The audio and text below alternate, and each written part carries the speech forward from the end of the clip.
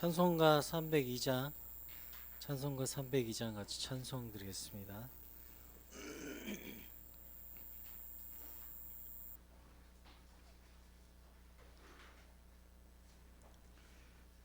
제가 선창하면서 찬송하도록 하겠습니다.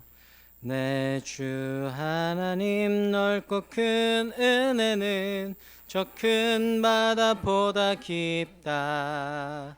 너 곧 닷줄을 끌러 깊은 데로 저 한가운데 가보라. 언덕을 떠나서 창파에 배 띄워 내 주 예수 은혜의 바다로 내 맘껏 쳐가라. 왜 너 인생은 언제나 거기서 저 큰 바다 물결 보고 그 밑 모르는 깊은 바닷속을 한 번 헤아려 안 보나. 언덕을 떠나서 창파에 배 띄워 내 주 예수 은혜의 바다로 내 맘껏 쳐가라. 많은 사람이 얕은 물가에서 저 큰 바다 가려다가 찰싹거리는 작은 파도 보고 마음 약하여 못 가네. 언덕을 떠나서 창파에 배 띄워 내 주 예수 은혜의 바다로 내 맘껏 쳐가라. 자 곧 가거라. 이제 곧 가거라. 저 큰 은혜 바다 향해 자 곧 내노를 저 깊은 데로 가라. 망망한 바다로 언덕을 떠나서 창파에 배 띄워 내 주 예수 은혜의 바다로 내 맘껏 쳐가라. 몇 주 동안에 이제 묵상 학교가 오늘로 마치게 되었는데요. 오늘 드렸던 찬송과 같이 우리가 더 큰 바다 같은 이 인생 가운데 하나님의 말씀을 들고 나아갈 수 있도록 좋은 기회로 삼고 또 배움을 가진 줄 믿습니다. 우리가 더욱더 하나님의 말씀을 저 망망한 대회 같은 세상 속을 살기 위해서 마음껏 저어갈 수 있는, 노를 챙길 수 있는 그런 기회로 삼고 오늘도 마지막까지 열심히 공부하시길 바라면서 오늘 주님의 은혜를 구하면서 기도 한번 같이 하도록 하겠습니다. 주여 은혜를 허락하여 주옵소서.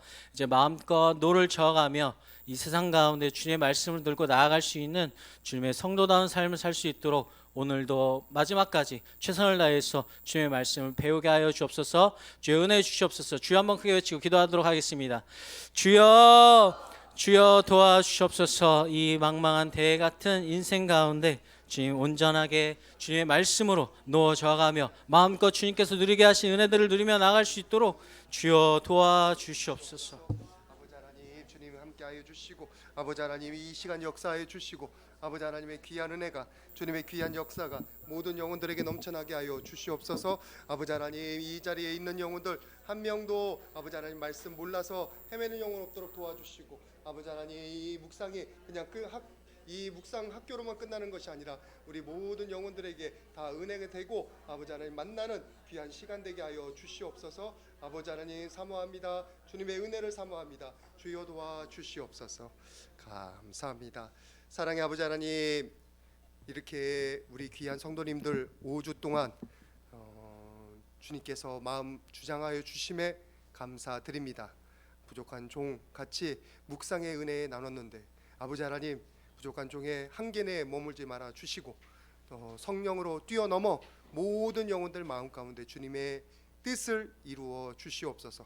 주님의 은혜를 전하여 주시옵소서.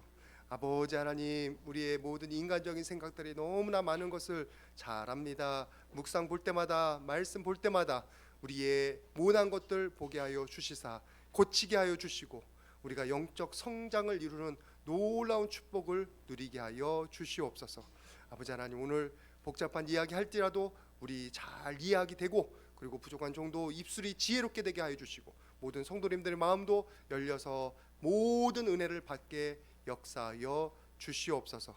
우리 지켜주신 하나님의 은혜 감사드리며 예수님의 이름으로 기도드립니다. 아멘. 우리 서로에게 한번 박수하도록 하겠습니다. 수고하셨습니다. 여러분들, 제가 맨 처음에 이거 묵상할 때 그래도 묵상한다고 그 신청서를 내신 분들이 딱 몇 분이 계셨는데, 우리 세 가족분들 중심으로, 그래서 이번에 뭔가 되겠다고 그랬는데 여기가 이렇게 차고 넘칠 줄은 몰랐습니다. 하여튼 이렇게 말씀 사모하고 은혜 사모한 건 너무나 감사를 드리고, 우리 루디아 여전대도 오늘 협조가 됐나 봐요. 감사를 드립니다. 우리 5번째 강의 하겠는데, 오늘 강의는 기본적으로 조금 어렵습니다. 이게 1.5단계, 2단계 해당되는 거고, 요거 뒤에서 한 장씩 나눠 가셨으면 좋겠어요. 신미숙 권사님 바로 옆에 있어요. 저것 좀 같이 나눠 주시기 바랍니다. 왜 조금 어렵냐면, 이제 보니까 은혜를 나누는 거는 다들 좋아하시는데, 이게 공부 쪽으로 조금 들어가면 그때부터 아이고 머리야, 아이고 머리야, 임 목사 또 달란트 나온다 그러실 것 같아. 저는 간단한 얘기도 복잡하게 할 줄 아는 사람이고 복잡하게 얘기하는 사람이라서. 그런데 제가 생각하기에 꼭 필요한 것 같아서 좀 복잡한 얘기도 이렇게 썼습니다. 그리고 이거는 제가 그 큐티 학교 중급 두란노 서원 그 책을 참조를 많이 했고, 그리고 제가 그동안 묵상했던 거, 그리고 제가 이렇게 도움 받았던 내용들 여기다 조금씩 넣었으니까 여러분들 같이 보셨으면 좋겠는데, 우리 제목 읽어주시기 바랍니다. 시작. 성경 책별 읽기 요령이 있습니다. 묵상이 왜 어렵냐? 간단하게 쉽게 되는 것들은 있어요. 전후좌우가 또 너무나 분명하고, 그리고 우리에게 은혜가 되는 몇 가지들은 너무 쉽게 되는데, 이것이 이제 조금 복잡해진 건 우리가 잘 모르는 내용에 들어갔을 때, 그리고 이것이 우리가 어떻게 적용해야 될지 모를 때, 그게 장별로 조금씩 달라지거든요. 책별로 조금씩 달라지거든요. 그래서 묵상을 좀 더 깊이 하는데 조금 도움도 되는 것은 책별로 해야 되는 질문들이 있어요. 책별로 크게 5가지로 나눴던가요? 그렇게 되어 있는데, 일단은 시대적인 배경을 참고를 하면 도움이 많이 됩니다. 우리가 성경을 이야기를 할 때 제일 안 좋은 게 뭐냐면, 먼 나라 이야기, 나랑 상관없는 이야기로 들으면 그게 제일 안 좋습니다. 여러분, 전혀 아닙니다. 우리 삶의 얘기예요. 단지 우리의 삶이 배경이 각자 다르잖아요. 어떤 집은 너무나 부유한 집에서, 어떤 집은 가난한 집에서, 어떤 집은 교육을 잘 받았고, 어떤 집은 교육을 잘 못 받았고, 어떤 집은 교육을 잘하는데 아이가 너무 거부를 해가지고 싸우는 날, 뭐 이런 상황들이 다 다른 것처럼 성경의 상황이 다른 것뿐이에요. 그 상황 가운데 내가 들어가 있다고 생각하고 성경을 읽으면 그 성경의 모든 상황들이 그렇게 은혜가 될 수가 없어요. 근데 그게는 상상력이 조금 필요하고, 그리고 나를 적용해 보는 게 필요합니다.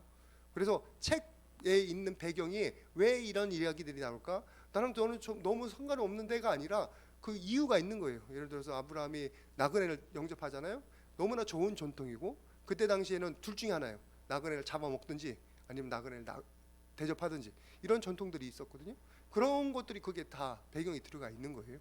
그래서 배경을 알면 조금 도움 되는데, 성경의 각 성경은 4가지 문학 장르로 했는데 5가지로 좀 바뀔게요. 왜냐하면 4가지로 하기는 조금 달라요. 그냥 여기가 저거 참조하다가 이건 미처 안 바뀌어졌는데, 제일 먼저 뭐가 있냐면 역사서가 있습니다. 역사서가 우리 여기에 2줄만 읽어주시기 바랍니다. 시작. 네, 시작.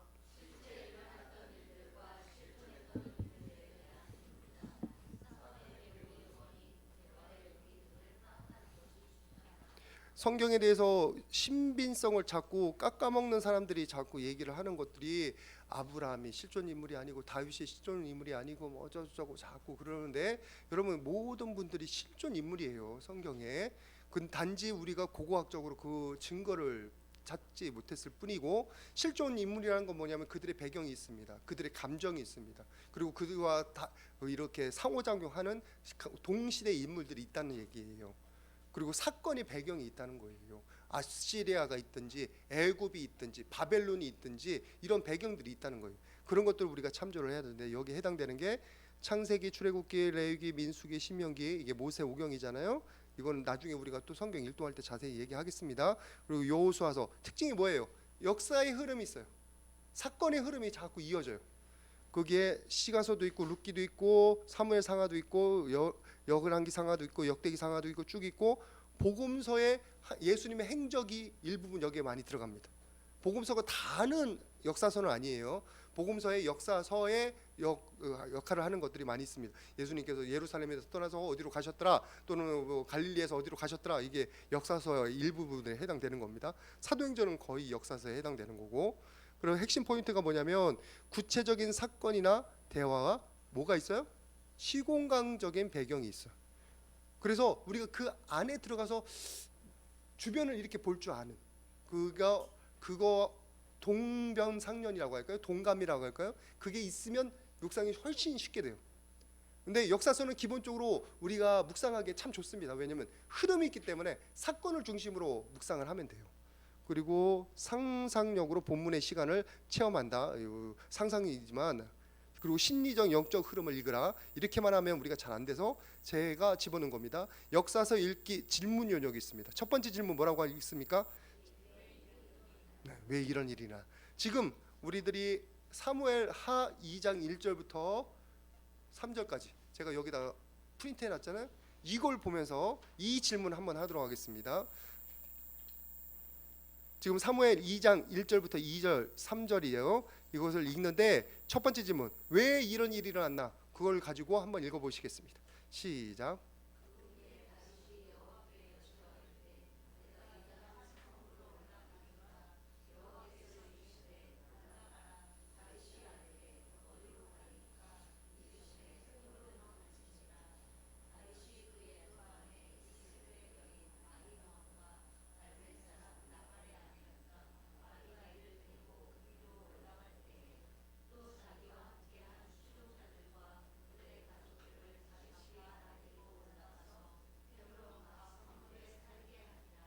하나는 배경을 잠깐 설명드리자면, 사울 왕이 죽었습니다.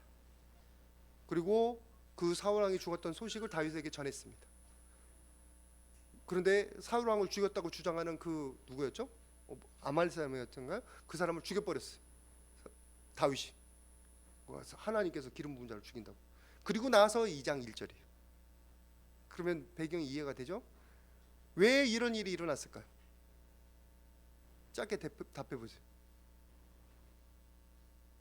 사울 왕이 죽었으니까, 정권이 공백이 생겼으니까, 이제 돌아가도 되니까, 뭐 여러 가지 얘기들이 나올 수 있죠. 그리고 2번 질문을 읽어주시기 바랍니다. 시작. 이 사건에 영향을 미친 게 뭐였어요? 아까 사울 왕의 죽음. 그러면 그 결말은 뭐가 될까요?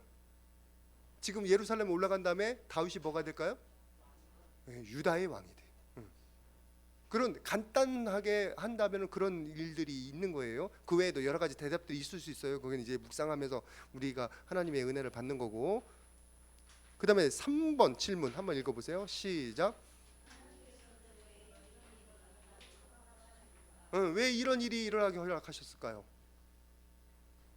일단은 사울 왕이 징벌 받아야 되니까 징벌 받았고, 그 다음 왕으로 세우시기 위해서 약속하셨기 때문에, 기름 부으셨기 때문에 그 일들이 일어난 거죠. 여러 가지로 또 거기다 질문할 수 있어요. 다 할 수 있어요. 이게 묵상에서 질문이라는 건 되게 묵상을 깊이 들어가는데 큰 역할을 합니다. 꼭 해야 되는 게 아니라 말씀으로 직관적으로 내가 은혜를 받아도 좋지만, 질문이 안 될 때는, 은혜가 잘 안 되거나 좀 잘 못 깨달아질 때는 질문하면 돼요. 내가 궁금한 점을, 내가 잘 모르겠는 점을. 우리 재정에도 질문하잖아요. 제작 질문하면 되는 거예요. 그러면 알아가는 거예요. 우리 4번 읽겠습니다. 시작. 제가 여기서 먼저 물을게요. 왜 2장 1절에서 다윗은 하나님께 물어봅니까? 왜 물어봐요? 기도하는 자이기 때문에. 하나님 인도함 받기 위해서. 이때입니까? 다른 때입니까? 방법이 뭡니까? 하나님의 인도함을 받기 위해서 지금 물어보는 거죠. 다윗은 되게 그렇게 많이 했어요. 그것만으로도 이미 우리가 몇 가지 묵상거리가 나오는 거예요. 적용거리가 나오는 거예요. 그죠? 제가 뭐 바로바로 답한다고 뭐 방해는 안 되시죠? 이런 식으로 하면 되기 때문에 말씀드린 겁니다. 그다음 5번 시작. 오늘 잘한 점이 뭐예요? 기도했다는 거, 하나님께 물어봤다는 거, 자기 멋대로 하지 않았다는 거. 여기서 다른 점이 뭐냐면 하나님을 숭배하는 다윗과 하나님을 숭배하지 않는 사울왕과는 완전히 달라지는 거예요. 사울왕이 죽었어요. 공백이 생겼어요. 그럼 누구든지 가려고 하지. 근데 다윗은 뭐부터 했어요? 기도부터 했잖아요. 그러니까 잘했다고 하는 거지. 그죠? 그러니까 여기서 못한 점이 뭐가 있을까? 못한 점은 잘 못 찾겠네. 그럼 넘어가면 돼요. 그러면 넘어가면 돼요. 저랑 모든 게 잘했는데 뭐 거기도 못한 점 굳이 끄집어낼 일은 없지. 그 다음에 6번 읽어주시기 바랍니다. 시작. 어땠을 것 같습니까? 너무 좋았어요. 그건 너무 좋은 거고. 이 방법이 안 됐을지도 몰라요. 야야야 빨리빨리 짐 싸, 우리 가자 했을 거야. 그잖아요. 그러기가 쉽잖아요. 그런 점에서 우리가 다윗에게 배우는 거예요. 그런 점에서. 그 다음에 7번 시작.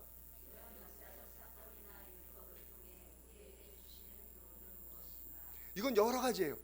한번 말해보시죠. 제일 쉬운 것부터. 교훈이 뭘까요? 다윗이 이렇게 기도하고 하는 거에 대해서. 내가 다 얘기해. 기도해야 됩니다. 그죠? 뭐 하나님 인도만 받아야 됩니다. 그죠? 또 하나님의 예언은 이루어집니다. 하나님께서 미리 기름 부으신 게 이루어집니다. 여러 가지 것들이 나올 수 있어요. 그거 한 가지 한 가지만으로도 우리가 적용할 수 있고, 그리고 내가 은혜 받을 수 있는 구석이 많잖아요. 진짜 언제 이거 가지고 또 설교를 해야 되겠구만. 이렇게 적용할 게 많으면 그거 가지고 설교를 해야 되는 거예요. 그리고 마지막 8번 시작.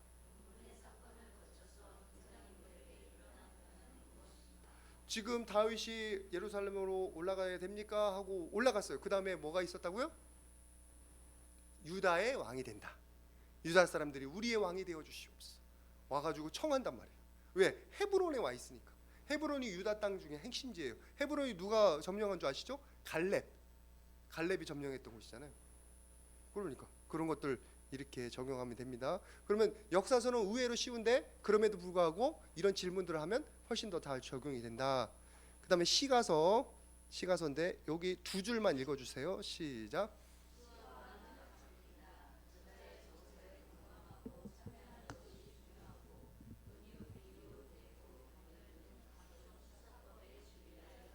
제가 자유를 드리겠습니다. 자유함을 드리겠는데 은유부터 해가지고 병력까지 싹 지우세요. 수사법까지.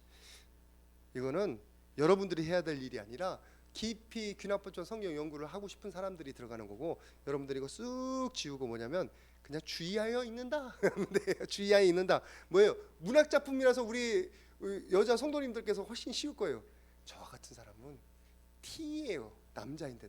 남자인데다 T여가지고 이게 역사적인 사건이 있으면 딱딱딱딱 나와요. 근데 시가서에 딱 들어가면 숨이 턱 막혀. 이걸 어떻게 설교를 해야지? 이런 거. 이건 무슨 말을 해야 되는 거지? 이렇게 어려워요. 제가 제일 구공부 중에서 어려웠던 게 시가서예요. 시. 윤동주 시를 외울 줄 알았지 그걸 해석을 해가지고 적용하고 국어 점수가 제일 안 좋아요. 그래서 항상 이걸 지금 여러분 앞에서 이제 국어에 관해서 설명하는 거랑 비슷한 해가지고 되게 웃긴데, 하여튼 그걸 빼고 뭐냐면 하여튼 이게 문학 작품이다. 자기의 감성, 자기의 감정, 경험, 그런 것들에 대해서 담아놓은 문학 작품이다라는 걸 알면 그 다음에 우리가 할 수 있는데, 여기서 욥기, 시편, 잠언, 전도서, 아가서가 있는데 여기서 시가라고 구분할 때 이게 다 들어가긴 하는데 묵상할 때는 뭐를 지워야 되냐면 욥기 지우시고요, 잠언 지우시고요. 전도서 지우시고 이 세 가지는 나중에 지혜서에 들어가야 돼요. 지혜서. 위즈덤 리터처라고 해가지고 지혜서에 들어갑니다. 근데 여기서는 시편과 아가서를 주로 하는데 자 우리 시편 18편 2편 말씀 한번 읽겠습니다. 시작.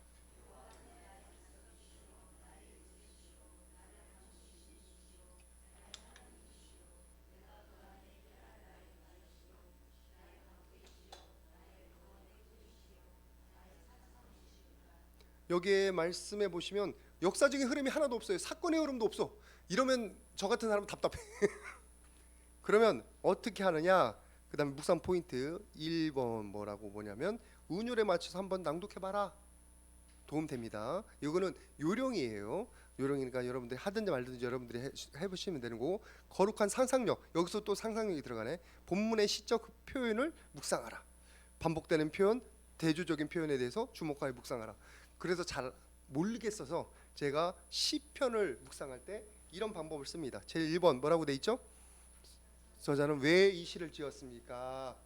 그러면 조금 더 쉽죠? 우리가 읽었던 방금 시편 18편 저자는 왜 이 시편을 지었을까요? 네. 왜 이 시편을 지었을까요?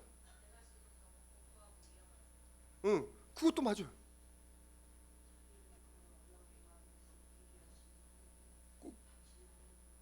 응, 그것도 맞고. 이 시를 지은 이유가 아파서도 지었을 거고 감사해서도 지었을 거고 너무 기분 좋아서도 지었을 거고 너무 슬퍼서도 지었을 거예요. 우리가 그것만 포인트만 읽고서 그 포인트 정도만 이해하면 이미 이 시편은 우리가 묵상 가능해요. 거기서 왜 이런 소리를 했는지. 그 다음에 2번 질문이 뭐예요? 시작. 심정이 어땠을까요? 지금 시편 18편 굉장했을 것 같다. 맞아요. 또 천하를 다 얻은 것 같을 거고 그런 거 하면은 이걸 읽는데 그리고 묵상하는데 도움이 많이 돼요. 그리고 세 번째 시작. 이거는 시편 같은 경우는 누가 좀 시편 18편 제가 성경책 안 가져가지고 그게 위에 제목이 써 있어요. 시편 18편 누가 한번 찾아봐 주세요. 그 제목을 보면 예를 들어서 시편 51편은 바세바 사건이에요. 그러면 그 시편이 다 해석이 돼요. 왜 이런 시편을 그리고 그게 깊은 의미들이 나와. 시편 18편 맨 위에 뭐라고 써졌는데 모르겠네.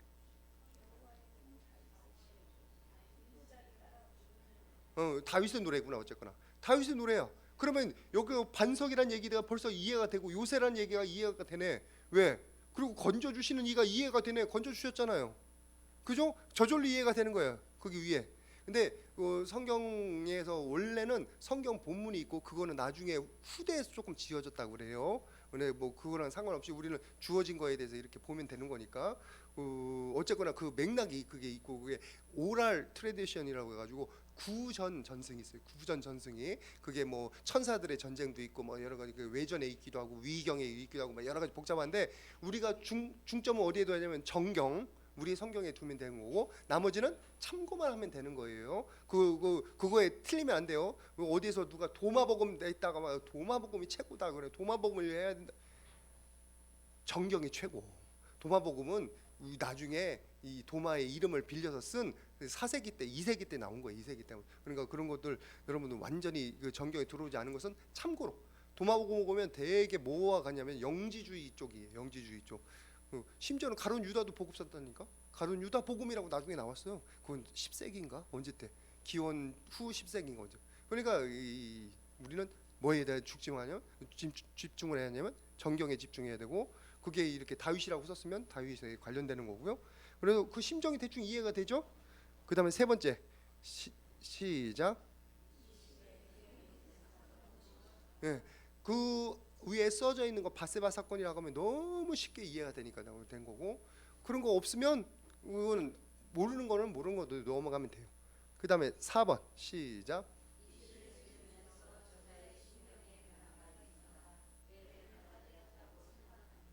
이거는 시편 중에서 몇 편이 지금 정확히 안 나오는데 앞에서는 하나님 어찌하여 나를 이렇게 어려운 가운데 내버려 두시니까 왜 내 적들을 치지 않으십니까? 막 이렇게 불평하고 시작해.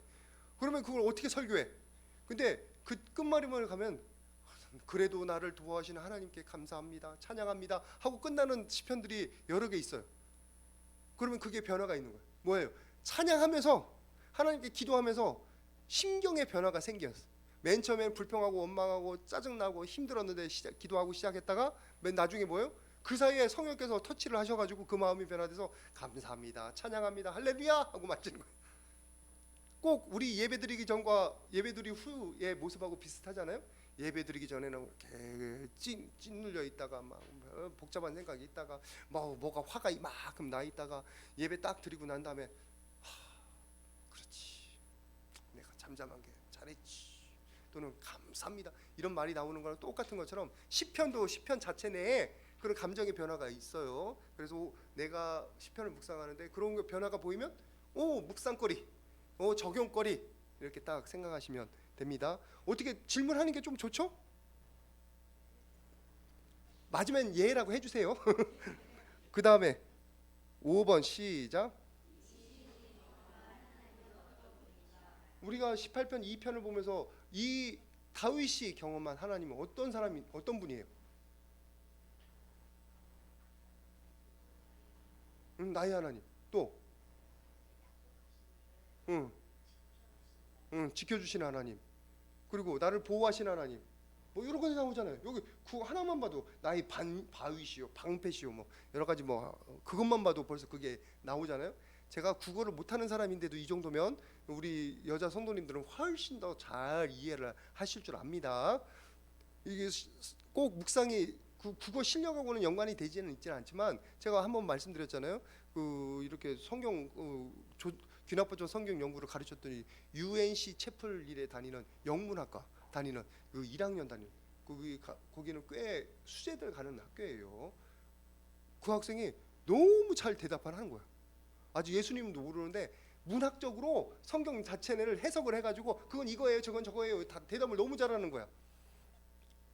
마음으로 받는 것과 머리로 이해하는 건 다른데 일단은 묵상 문학적인 재질이 있으면 묵상에도 도움이 조금 된다. 그 정도로 하면 되겠습니다. 그 다음에 6번 읽어주시기 바랍니다. 시작. 우리가 18편 2절에서 영적 교훈은 뭐를 얻을 수 있을까요?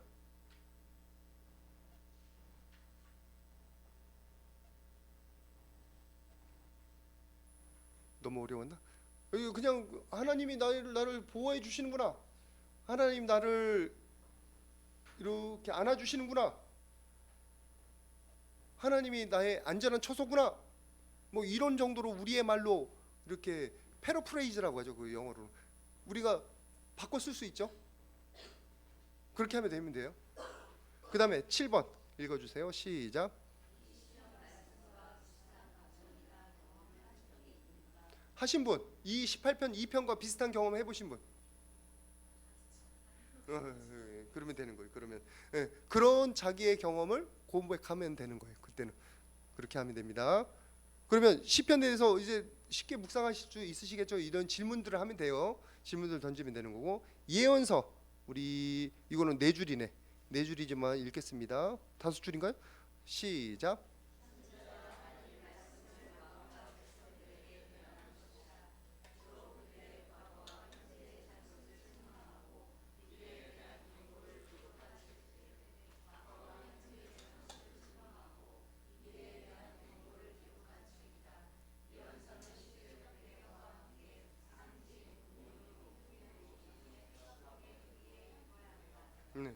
위에 한 줄이 반복이 돼 있네요. 편집의 실수입니다. 오려서 갖다 붙이느냐고 이런 실수가 있는 거예요.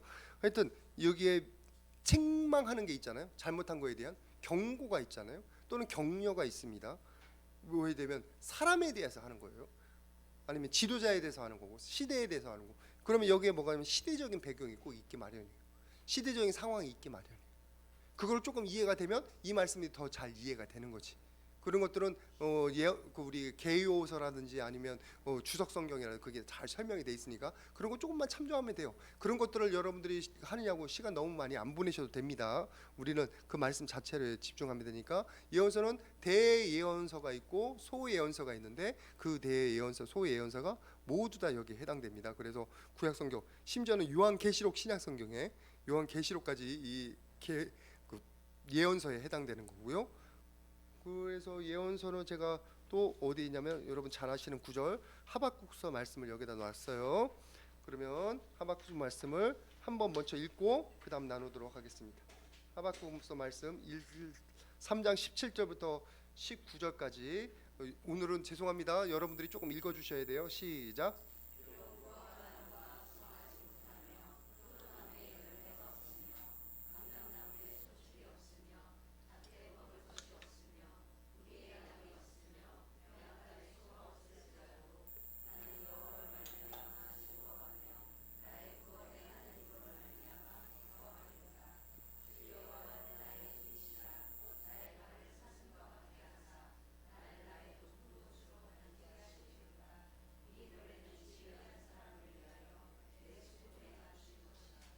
이 말씀은 이제 남북 이스라엘 망해가고 남유다도 위험에 있고 그 상황 가운데서 예언한 말씀이고 모든 것이 뺏기는 그런 상황인데 이런 말씀을 하셨다는 것 자체만으로도 우리에게 굉장히 귀한 도전입니다. 그런 말씀을 보시고 묵상 포인트부터 보도록 하겠습니다. 이건 두란노 서원에 있는 그 책에 나와 있는 예언들이에요. 맨 처음에 당시대를 면밀히 살펴보고 묵상하라. 그 시대적인 배경을 좀 알면 묵상이 도움이 된다는 거예요. 그리고 예언이 역사적으로 어떻게 성취되는지를 보라. 성취가 꼭 있기 마련이에요. 아니면 오픈되어 있는 경우도 있지만 아직 안 돼 있고 진행 중에 있는 것도 있지만 성취되어 있는 경우가 되게 많습니다. 제가 그 이사야서 57장이죠. 갑자기 생각이 안 나요. 53장. 53장. 이 이사야서 53장을 가지고 그 박사 논문을 쓰려고 했었어요. 맨 처음에 이사야서 53장과 마가복음에 있는 10장에 있는 예수님의 고난받는 모습하고, 그때 이사야서 53장을 왜 말씀드리냐면 수많은 학자들이 이사야서 53장에 고난받는 종이 예수님인 것을 거절을 해요. 지금도 여러분 유대 땅에 가가지고 이사야서 53장을 읽으라고 유대 사람들한테 주면 읽어요. 우리 성경이네 하면 읽어요. 근데 얘기 들어봤냐? 못 들어봤어. 안 가르쳐줘. 안 가르쳐줘.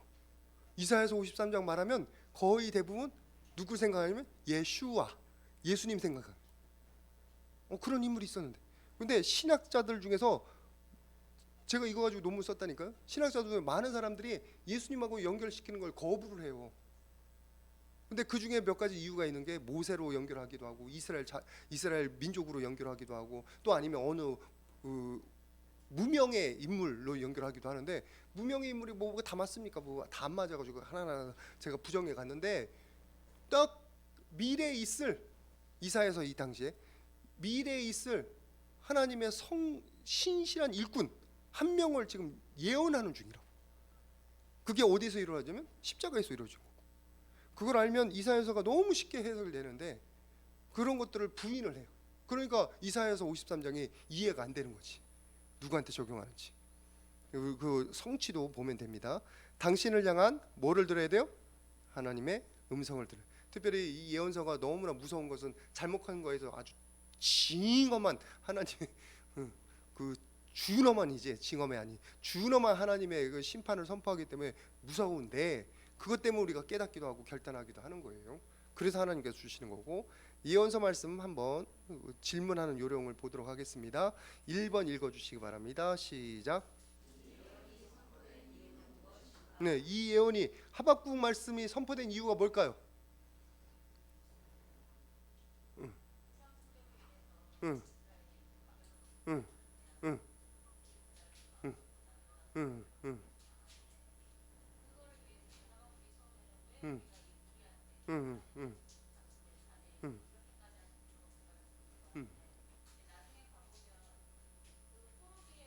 응, 응, 음, 음, 음, 음,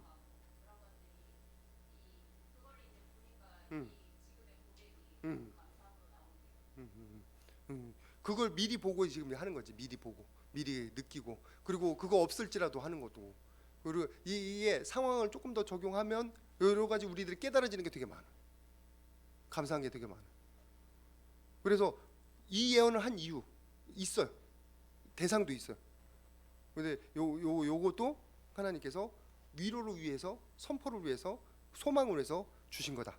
그다음 2번 어떤 걸까요? 같이 읽어보겠습니다. 시작. 요거는 특별한 사건은 아니죠. 그러나 그 시대의 어려움 상황 가운데서도 나는 여호와로 일하여 기뻐하리라. 그러니까 어려움 상황 가운데서 특별한 이유가 없어도 기뻐할 수 있다. 그런 것들을 우리에게 주는 거고, 근데 대개 예언의 사건들은 그 예언은 어떤 사건들하고 연결되어 있는 경우가 많습니다. 이렇게 잘 찾아보시면 되겠고, 3번 한번 읽겠습니다. 시작.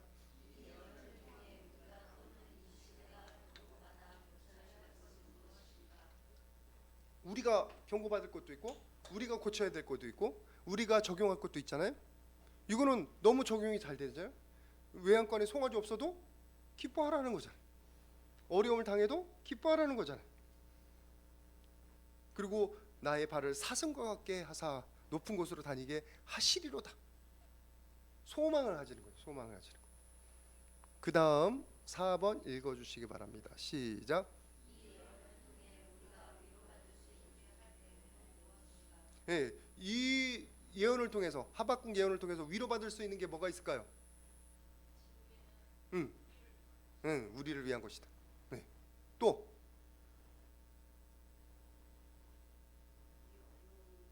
응, 응,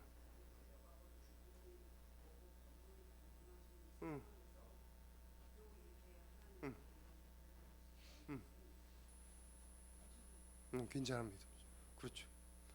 그런 것들을 우리가 이렇게 깨닫게 되고 적용하면 되는 거예요. 그 다음에 우리 5번 읽겠습니다. 시작. 어쨌거나 나중에 돌아오고 회복되고 마카비 혁명으로 또 나라도 세워지고, 그리고 나중에는 예수님 오심까지 메시아의 모든 것들이 다 위로가 이루어지잖아요. 그런 것들을 우리가 또 얘기할 수 있고. 6번 시작.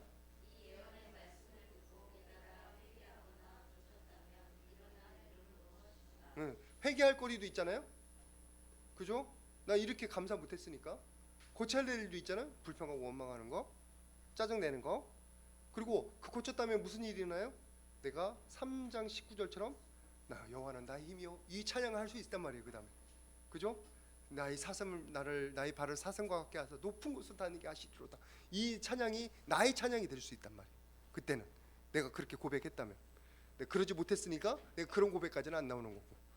7번 읽어주시기 바랍니다. 시작.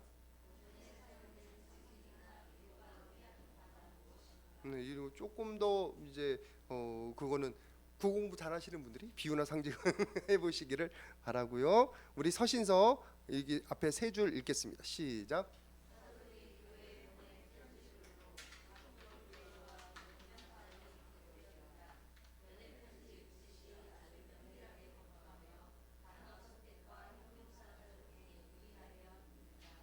여기 서신서에는 대개 바울 서신이 중심이긴 한데 히브리서 말씀도 되게 그 많은 깊은 신학적인 통찰들이 있고 가르침들이 들어 있어요.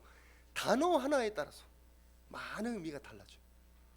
적용하다 보면 그것들이 많은 걸 깨달아요. 이게 이 T인 사람들이 되게 쉽게 알아지는 건데, 이걸 보다 보면 왜 이 말을 썼을까? 왜 이 단어를 썼을까? 질문하다 보면 은혜 받아 버리는 거예요. 깨달아서. 그런데 맨 처음에 그냥 한번 훑어보면 제일 은혜 받기 어려운 게 서신서입니다. 제일 은혜 받기. 왜? 너무 어려워. 그리고 실제로 여러분 그 헬라어 보면은 헬라어 문장이 길어요. 여러분 칼바르트 신학자 아셔요? 칼바르트 신학자는 여러분 한 문장이 한 페이지. 한 문장이 한 페이지라고. 그분이 글을 그렇게 쓰셔. 그러니 그분 책을 번역하면 그 책은 너무 힘들어, 이해하기가. 근데 그게 내용이 있어서 그걸 또 열심히 보는 거예요. 제가 칼바르트 영어 그 트랜슬레이션을 갖고 있거든요. 고이 잘 모시고 있어요. 그런데 거기 보면 한 페이지 갖고 한 페이지 한 문장에 여러분 그 로마서 1장부터 1장 1절부터 9절까지가 한 문장이에요. 원래는 헬라어로. 그럼 구분 조금 나눠야 되는 부분이 있어야 되는 거고 한 부분 이렇게 있어야 돼. 우리 한글판에는 한 문장이 아니에요. 근데 원어에는 한 문장이야. 원어에는. 이럴 때는 헬라어 히브리어를 좀 하면 도움이 됩니다. 그럼 핵심 포인트가 뭐냐면 편지를 받을 당시의 시대적인 상황. 그 사람들의 시대적인 상황을 알면은 좋고요. 그리고 편지를 받는 사람들 이거는 그 모아 받으면 그 갑자기 생각이 안 나요. 무슨 비평이었지? 그 상황에 따라서 여러 가지가 달라진다 그런 경우가 있어요. 그리고 받는 사람 수신이 되어야 되고 그다음에 편지를 쓰는 하나님의 특성에 대해서 하나님 육성에 대해서 들어야 되는 거고 하나님께서 바울 사도를 통해서 히브리서 기자를 통해서 우리에게 주시는 여러 가지 교훈들이 있는데 그것들을 꼼꼼히 보다 보면 이건 꼼꼼히 봐야 되는 부분이에요. 서신서는 그냥 훑어가면 그렇게 많은 것들을 깨닫기가 어렵습니다. 그러면 한번 질문을 읽어보시기 바랍니다. 잠깐만 에베소서 1장 7절 17절에서 19절 말씀. 에베소서 1장 17절부터 19절. 오늘 많이 읽게 해서 너무 죄송한데 좀 도와주시기 바랍니다. 시작.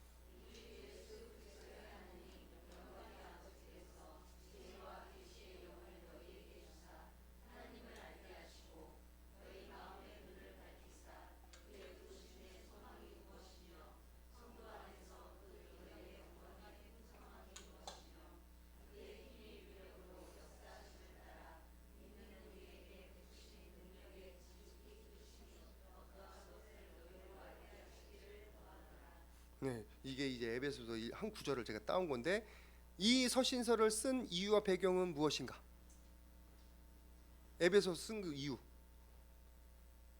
에베소 교인이죠. 에베소 교인이지. 에베소가 바울 사도가 심혈을 기울여서 가르쳤던 곳이잖아요. 그러니까 그 인연이 있었죠, 아마. 이렇게 가르쳤던 심혈을 기울여서 그래서 거기에 대한 기대가 많아요. 소망이 많아요. 그래서 좀 이렇게 많은 것을 부어주시라고 또 기도도 하는 거고. 그러면 1번은 우리가 좀 이해가 되고 2번 읽어주시기 바랍니다. 시작.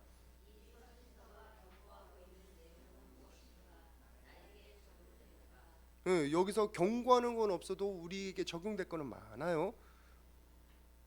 경고하는 것도 있고 그거 아니어도 우리에게 적용될 거 많아요. 지금 뭐 예를 들어서 여기 있는 내용들 여러분 다 가져가시길 바랍니다. 여기 있는 거 하나님 알게 하시고 눈을 밝혀주시고 소망이 무엇이고 기업의 풍성함이 뭐고 그리고 역사를 따라 우리에게 능력 주신 크심을 어떠한지를 여러분이 다 알기를 소원합니다. 저도 바울의 마음으로 여러분을 축복한 겁니다. 이것만으로도 우리가 얻는 게 많고 3번 읽어주세요. 시작.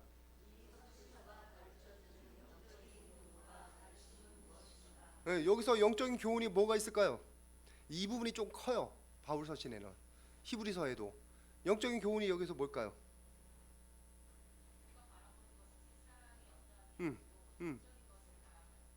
그것도 그렇고 맞습니다. 또 여기 구절을 한번 보시면 돼요. 17절 보시면 지혜와 계시의 영을 너에게 주사. 보세요. 지혜와 계시의 영을 하나님이 주셔야 우리가 하나님을 알아요. 내가 힘써 알려고 노력해도 그 하나님이 주셔야 하는 거예요. 그리고 우리는 그걸 먼저 기도해야 되는 거예요. 그죠? 맞죠? 그게. 그리고 두 번째 보세요. 너의 마음의 눈을 밝히사. 그 얘기는 뭐예요? 마음의 눈이 어두워져 있는 사람도 있다는 거네. 안 열린 사람도 있다는 거네. 그리고 그의 부르심의 소망이 무엇이며 풍성함이 무엇이며. 소망이 풍성하다네. 소망이 있어요. 부르심의 소망이 있어요. 하나님이 우리를 부르심의 소망이 있어요. 그러니까 아까 말씀드린 것처럼 사명이 저한테 혼자만 있는 게 아니라 우리 모든 집사님들에게 권사님들에게 다 있습니다. 사명감이. 우리 장로님에게도 사명감이 있는 거고. 그러니까 이 한 구절 한 구절이 의미하는 바가 의외로 꽤 많아요. 의외로 이렇게 그래서 그거는 나중에 조금 더 묵상이 풍성해지면 하시는 건데, 일단은 이런 구절 한 구절을 좀 묵상하면 거기서 은혜 받는 것들이 많다. 그리고 힘의 위력으로 역사하사, 우리에게 힘의 위력으로 역사하시네. 힘으로 도와주시네. 베푸신 능력의 지극히 크심이, 우리 지극히 크다는 거 아니에요. 작지 않다는 거잖아요. 우리가 하나하나 보면 이렇게 흥분을 한다니까. 흥분을 해요. 그 다음에 5번 읽어주시기 바랍니다. 시작.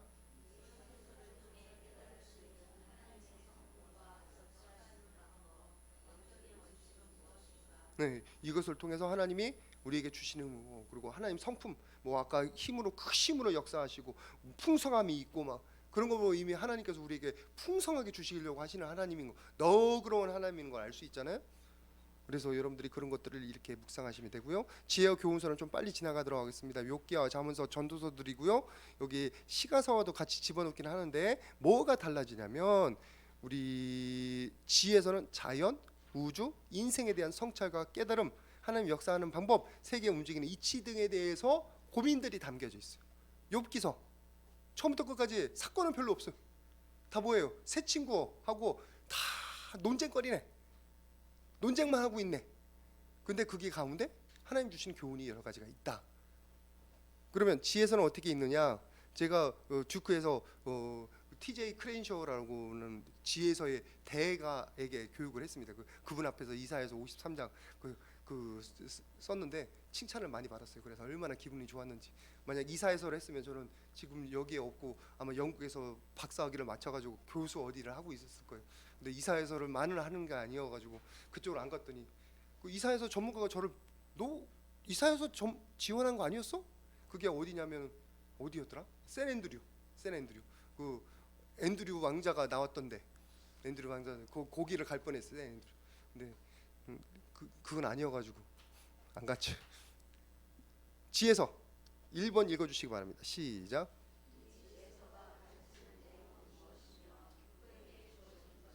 네, 요거는 우리가 여기에 맞죠 안 썼는데, 우리 예수님의 말씀에 이 지혜서가 있어요. 지혜의 문서가 지금 마태복음 이거 5장 3절부터 6절까지 가는데 1절만 3장 5장 6절만 5절만 읽겠습니다. 5장 5절 같이 봉독합니다. 시작.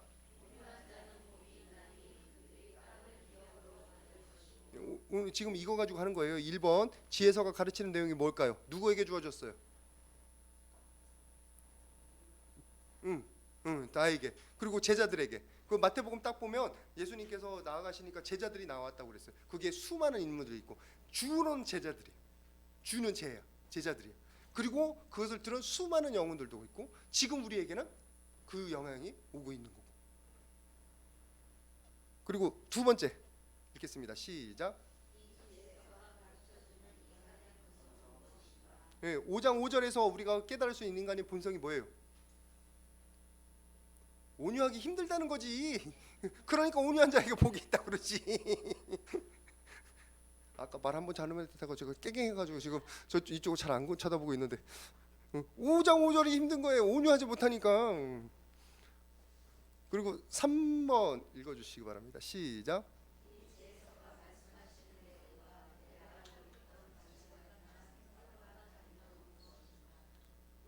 이게 핵심이라니까. 다른 게 있어요. 뭐가 다를까요? 온유한 자는 복이 있나니 뭐가 달라요? 여러분들 인간적인 생각이 뭐야? 온유한 사람은 바보, 이용당하기 쉬운. 누가 그랬더라? 순진한 사람은 어쩌다고 하던데, 목사님이 말씀하셨는데, 온유한 자의 그 세상의 그 관념은 완전히 반대예요. 근데 예수님은 왜 도대체 복이 있다고 하는 거야? 그들이 땅을 기업으로 받을 것입니다. 아니 바보 같은 사람은 왜 누가 기업으로 줘? 하나님이 주시는 거지. 하나님 편이 되어 주시는 거지. 그게 기본이 돼야잖아요. 그죠? 온유한 자에게는 하나님께서 지켜보시고 기뻐하신다는 거예요. 누가 있다고요? 모세가 있잖아요. 모세가 온유함이 이 지면에 있는 사람보다 더 승하였더라. 더 크더라. 그렇게 우리가 알고 있는 내용과 반대되는 거예요. 여기 5장 3절부터 9절까지가 다 그 내용이에요. 팔복에 우리가 알고 있는 내용과 완전히 달라요. 그럼 그걸 비교해 보는 거예요. 그냥 있는 그대로만 보지 마시고 내가 평소에는 이렇게 생각했는데 이건 왜 이렇게 되지? 한번 질문해 보면 거기서 하나님이 주시는 교훈이 이렇게 나온단 말이에요. 그 다음에 4번 시작.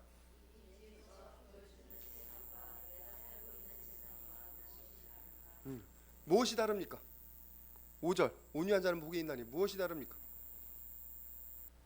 그러면 많이 이용했던 경험도 있고 그런데 그러면 왜 하나님께서는 이걸 예수님께서는 이걸 우리에게 허락하셨습니까? 하나님의 페이백이라고 해야 돼요. 그걸 뭐라고? 하나님의 갚아주심이 있다는 거예요. 뒤집어지는 역사가 있다는 거예요. 너무 억울해하지 말라는 거예요. 그죠? 그리고 우리의 이름이 지금 하늘에 쓰여 있다는 거예요. 그 다음에 5번 읽어주세요. 시작. 적용 잘 되시죠? 예, 이건 굳이 안 얘기해도 잘 되시죠? 그걸 얘기를 하는 거예요. 그걸 적는 거예요. 그걸 적용하면 되는 거예요. 그래서 지금 총 5가지 부로 구약, 신약 다 정리해서 질문하는 법을 제가 예제를 넣었습니다. 그래서 어떤 분이 왔을 때 그게 한두 가지가 딱 적용되는 게 있어요. 그거 가지고 하면 되지 전부 다 하라는 게 아니에요. 무슨 말씀인지 알겠죠? 이 전부를 다 하는 거는 그 귀납법적 성경 연구를 하는 거고 우리는 그게 안 가고 묵상을 하는데 여기 질문 도대체 이 본문을 읽어도 내가 뭔지 모르겠다. 그때는 이 질문 한 가지를 해보라는 거예요. 그러면 딱 걸리는 게 있어요. 딱 그것들로 그날 묵상을 하시면 도움이 된다. 그 다음에 이거는 너무나 도움이 돼서 하워드 핸드리스 성경 묵상의 효과적인 방법. 하워드 핸드리스만 이분이 그 영적 리더십도 쓰고 되게 너무나 좋습니다. 우리 큰 제목만 읽겠습니다. 시작. 예, 성경 저는 여러 번 읽어봤습니다. 지금 신구약 해가지고 14번 이렇게 그 통독하고 신약만 한 20번 통독하고 그랬는데 그것도 많은 건 아니죠. 절도 어떤 목사님은 100번은 통독해야 된다고 막 그러시는데 근데 위험이 있는 게 여러 번 읽어본 사람일수록 내가 이미 읽어본 데인데 하고 지나치기가 쉬워. 그러면 묵상이 안 돼. 내가 이전에 있었던 건 다 뒤로 이렇게 감춰놓고 오늘은 도대체 무슨 새로운 거를 주시려나 하고 처음부터 읽는 거예요. 그러면 새로운 단어 하나가 나오고요. 아니면 새로운 생각이 떠오르고요. 거기에서 내가 예전에 발견하지 못했던 하나님의 인도하심이 보여요. 인도하심. 그래서 기본 뭐처럼 읽어요? 처음처럼 읽어요. 처음처럼. 아이고 이거 술 이름인데 처음처럼 읽어야 돼. 처음처럼. 전 술하고 안 가까워요. 아시죠? 처음처럼 읽어야 돼. 처음처럼. 처음처럼 누가 선전했더라? 2번 읽어주세요. 시작. 편집자 주인데 저예요. 나에게 하시는 말씀을 듣자. 여러분이 연애 편지 어떻게 읽어요? 연애 편지는 누구 거예요? 여러분 거잖아요. 그게 써 있는 말 한마디 한마디가 누구를 위한 거예요? 네, 여러분들을 위한 거예요.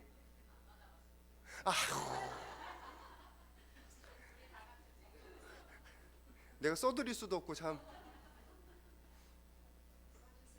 안 돼요. 예? 안 돼요. 성경으로 안 돼요. 그 연애 편지를 쓸 때 그 쓰는 사람의 마음이 이렇게 느껴지잖아요. 모르시는구나. 어찌해.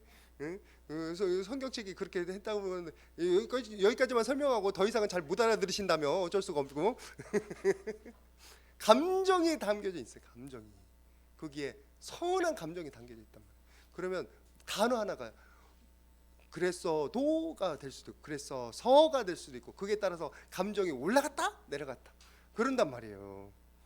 그러면 한 구절 한 구절 그냥 토시 하나도 꼼꼼하게 읽는 게 연애 편지 읽는 거예요. 성경도 꼼꼼하게 읽어야 돼요. 꼼꼼하게. 그 다음에 3번 시작. 성경이 지금 우리가 쉽게 이해하는 요즘은 보니까 쇼츠가 1분도 안 되는 게 쇼츠에 이렇게 유튜브에 올라간다고 하더라고. 이제는 이것도 길대요. 30초, 20초로 안 돼요. 사람들이 너무 안 읽는 거예요. 너무 안 기다려주는 거야. 그런데 하물며 이 성경책 66권을 어떻게 기다려? 그런데 좀 찾으면서 탐구하는 자세, 들으려고 하는 자세로 여기 이 시대가 다르다는 거, 그리고 표현이 조금 다르다는 거, 그런 거 감안해서 조금 찾으면 훨씬 더 읽혀집니다. 그 다음에 4번 시작. 네, 세 번은 읽으시고, 제가 말했어요. 김대웅 교수라고 우리 교회 한번 왔었잖아요. 10편 몇 편, 60몇 편을 가지고 1년을 학교를 다니면서 묵상을 했대. 대단해요. 대단해. 그리고 그만큼 은혜가 있는 거예요. 10편, 23편 묵상해 보세요. 저는 계속 그거 한 절씩 설교 한번 했잖아요. 어떤 목사님은 그건 반절씩 설교를 했더라고. 반절씩. 그건 너무 어렵고.